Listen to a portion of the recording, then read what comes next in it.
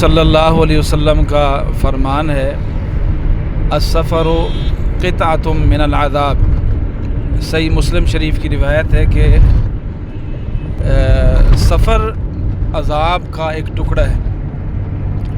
अभी हम बावजूद इसके कि कार में सफ़र कर रहे हैं, हमारे इंतहाई काबिल एहतराम, काबिल इज़्ज़त मोहतरम हज़रत मौलाना कारी सैयद अहमद मुबारकपुरी साहब, जो कि इस वक्त ड्राइविंग कर रहे हैं, ये थोड़ी देर पहले बता रहे थे कि होंठ खुश्क होना शुरू हो चुके हैं।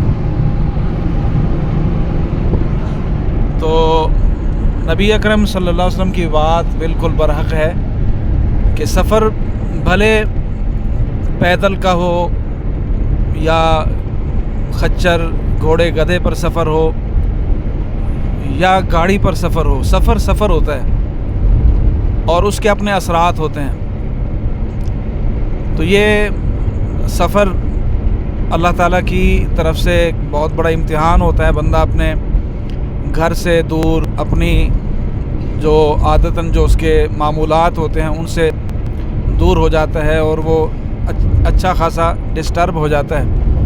हम इस सफ़र को किस तरह गुजारना चाहिए, इंतहाई काबिल एहतराम दोस्त, हमारे मुल्क के अज़ीम स्कॉलर हज़रत मौलाना कारी मोहम्मद अदनान साजिद साहब, जो कि अल्हम्दुलिल्लाह हम उनके साथ सफ़र कर रहे हैं, वो बताएंगे कि सफ़र में क्या करना चाहिए।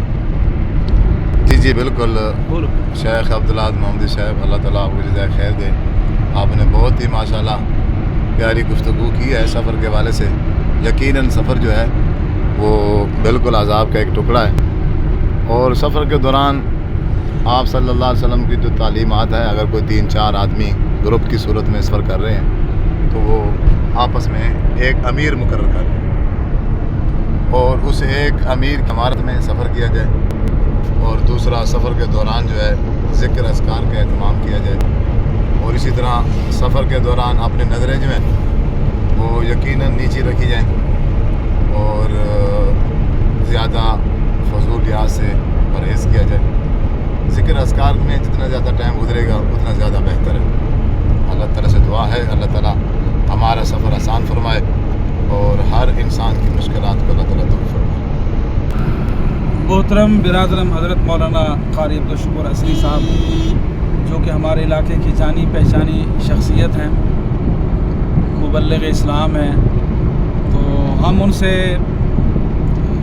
पूछेंगे कि सफ़र में हमें किन किन चीज़ों को मलहूज़ ख़ातर रखना चाहिए। जी अस्सलामु अलैकुम व रहमतुल्लाहि व बरकातुहू। अल्हम्दुलिल्लाह, मेरे लिए तो बड़ी सादत की बात है कि मैं शयूख़ किराम के साथ सफ़र कर रहा हूँ और अल्हम्दुलिल्लाह सफ़र के अंदर नसीहत भी होती है काफ़ी। मैं भी यही एक नसीहत करना चाहता हूँ। आज के इस पुरफ़ितन दौर के अंदर आम तौर पर जो ज़्यादा है वो ये कि हम गाड़ियों के अंदर गाने ऊंची आवाज़ के अंदर लगा लेते हैं, साउंड सिस्टम होता है, सॉन्ग वगैरह। शेख मौलाना अल्लाह यार साहब रहमहुल्लाह ताला, शेखुल कुरान, वो फरमाते थे कि बेटा आप जब भी सफ़र करें तो सफ़र के अंदर ज़्यादा से ज़्यादा कुरान करीम की तिलावत करें, ज़िक्र अज़कार करें, ताकि जितनी चीज़ें रास्ते में आएंगी, दरख्त हैं या रोड हैं, ये तुम्हारे हक़ में गवाही दें। अगर आप गाने सुनेंगे, बेहुदा काम करेंगे तो वो आपके ख़िलाफ़ गवाही देंगे। तो आप कोशिश करें, ज़िक्र अज़कार करें, कुरान करीम की तिलावत करें, ताकि ज़्यादा से ज़्यादा चीज़ें आप हक़ गवाही दें। तो इसलिए मेरी यही नसीहत है, क्योंकि एक तो सफ़र वैसे भी इंसान की जो जान होती है समझो वो ख़तरे पे होती है। कई मौक़े ऐसे होते हैं, आप सुनते हैं, हर रोज़ ख़बरें पढ़ते हैं कि एक्सीडेंट ये होते हैं। तो हमें हर वक्त मुख्तियारी करना चाहिए और बावजू होकर सफ़र करना चाहिए, ज़िक्र अज़कार के साथ सफ़र करना चाहिए। जी माशाल्लाह, उलमाए किराम के साथ सफ़र हो रहा है और उलमाए किराम के साथ सफ़र करना सरल की बात है। सफ़र तो फिर सफ़र ही होता है, चाहे वो जैसे अब्दुल्ला साहब बता रहे हैं कि गाड़ी का सफ़र हो या ऊँट का या सवारी या घोड़े का सफ़र हो, सफ़र होता है, चाहे वो पैदल कभी हो। तो मैं जब آ رہا تھا، آج گرمی کافی زیادہ ہے، تو میرے ہونٹ جو ہے وہ خشک ہو رہے تھے۔ ایک صاحب میں بتا رہا تھا کہ وہ سفر کیسا سعادت والا سفر ہوگا جب حضرت عبد الرحمن ابن عوف رضی اللہ تعالیٰ عنہ نے مکہ سے مدینہ کا سفر کیا ہوگا۔ جو ہم نے پڑھا ہے کہ نبی کریم علیہ السلام کے پاس جب حضرت عبد الرحمن ابن عوف رضی اللہ تعالیٰ پہنچے، حضرت عبد الرحمن ابن عوف رضی اللہ تعالیٰ عنہ کے ہونٹ جو ہیں وہ خشک ہو چکے تھے، یعنی پھٹ چکے تھے، اور آپ کی ایڑیوں سے بھی خون نکل رہا تھا۔ تو جب ہم کرتے ہیں تو کسی نہ کسی صحابی رسول اللہ صلی اللہ علیہ وسلم کی جنگوں کے سفر، غزوات کے سفر وہ یاد آتے ہیں، تو یہ ڈسکس ہم کرتے رہتے ہیں۔ تو فرمایا کہ اللہ ہمارے ان سفروں کو جو دین کے لیے ہیں، اللہ ہمارے یہ سفر باعث سعادت بنائے ہمارے لیے۔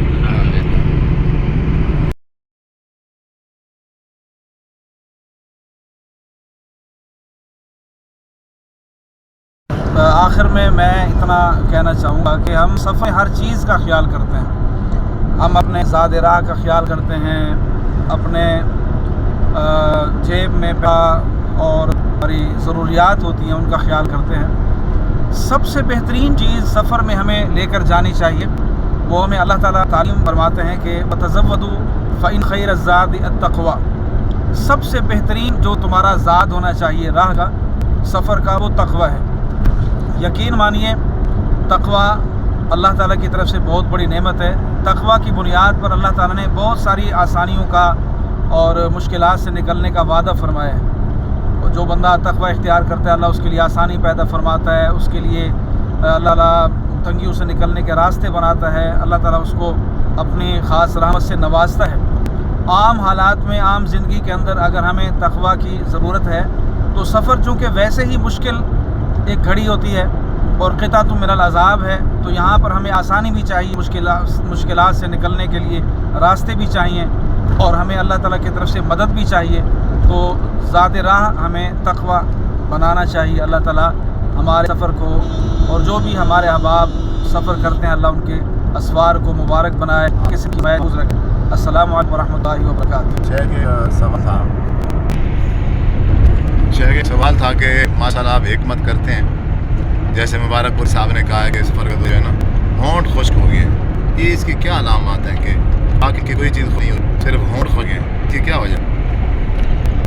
اصل میں موس کے جو اثرات ہیں وہ جسم کے سب سے نحیف حصے پر اثر انداز ہوتے ہیں، سب سے جو کمزور حصہ ہوتا ہے اس پر اثر انداز ہوتے ہیں، اور وہ ہمارا جو سب سے یعنی کمزور حصہ ہے وہ چہرہ ہے، سر کا حصہ ہے، کیونکہ سر ہمارے جو بنیادی جسم کے جو اعضاء ہیں ان میں اسے ہیڈ کہتے ہیں، اور یہ ہمارے حساس جو اعضاء پر مشتمل ہے۔ اس میں ہمارے کان ہیں، ناک ہے، جن سے ہم سنتے بھی ہیں، دیکھتے بھی ہیں، آنکھیں ہیں، اور ہمارا جو سوچنے کی صلاحیت ہے وہ ناسیہ، وہ اسی حصے کے ساتھ منسلک ہے۔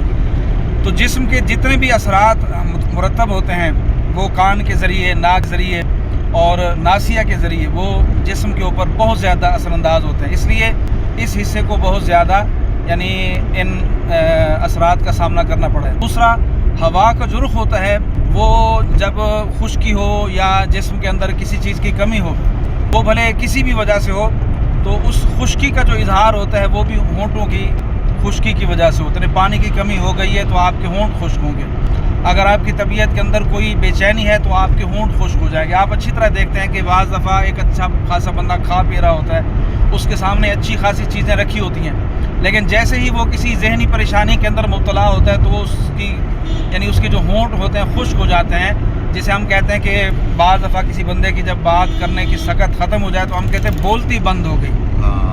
تو بولتی بند ہو گئی کا جو معنی ہوتا ہے یہ ہونٹ خشک ہو جاتے ہیں۔ اصل میں یہ پورے جسم کے اندر کے جو معاملات ہوتے ہیں ان کے اثرات، اس کا اظہار ہونٹوں سے ہوتا ہے، تو یہ وجہ ہو سکتی ہے۔ خشکی کو کس دور کیا جا سکتا ہے؟ خشکی کو ویسے تو